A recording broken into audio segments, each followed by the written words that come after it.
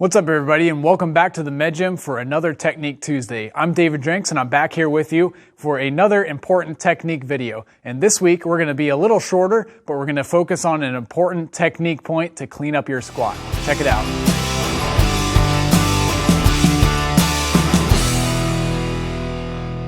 Here at the Med Gym we have people squat just about every day, and for good reason. It's a very functional and a very important lower body strength training exercise.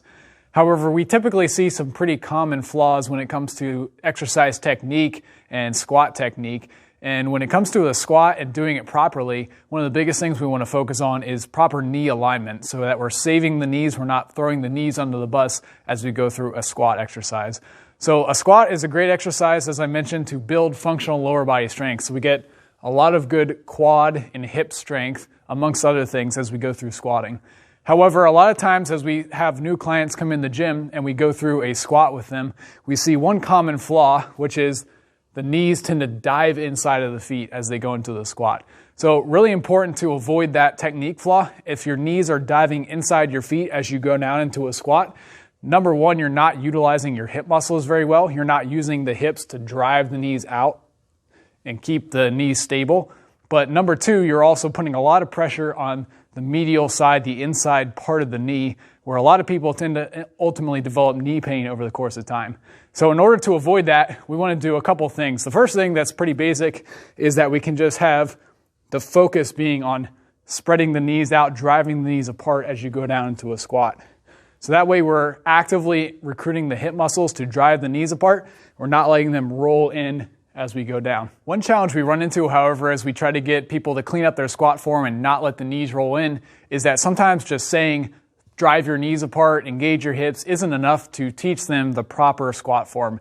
And we've come back to this a lot because the language of movement really isn't in words and in hearing words about how to move. It's in experiencing it. It's in feeling what it feels like to get into the right position, and then you can repeat that. So one of the ways we like to teach and train clients to get in the right position and to recruit the hip muscles in a functional way during a squat to make sure the knees are stabilized, they're not rolling in, is to take a band and put it around the knees. So if I step back here, you'll see I've already done this.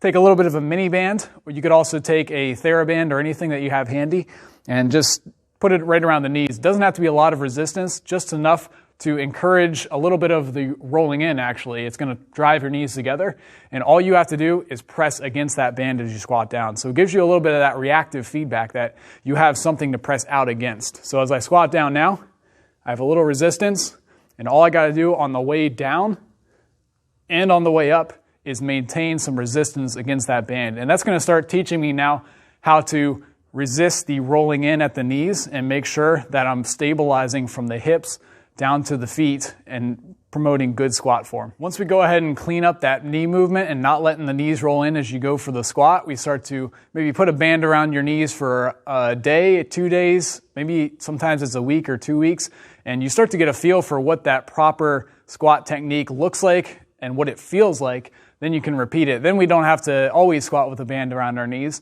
but now we can take the band away and start adding resistance, whether it's a goblet squat, a front squat, a barbell squat, but you can repeat that squat technique once you first felt it with the band around your knees, and now going forward, you're going to be able to better stabilize from the hip down to the feet and not let those knees roll in. So an important one, a short video, but an important technique flaw that you want to make sure you avoid. Don't let those knees roll in as you're squatting. Drive the knees apart. Use a band around the knees if you have to learn that technique, and make sure you're promoting good quality squat form as you go to build that leg strength.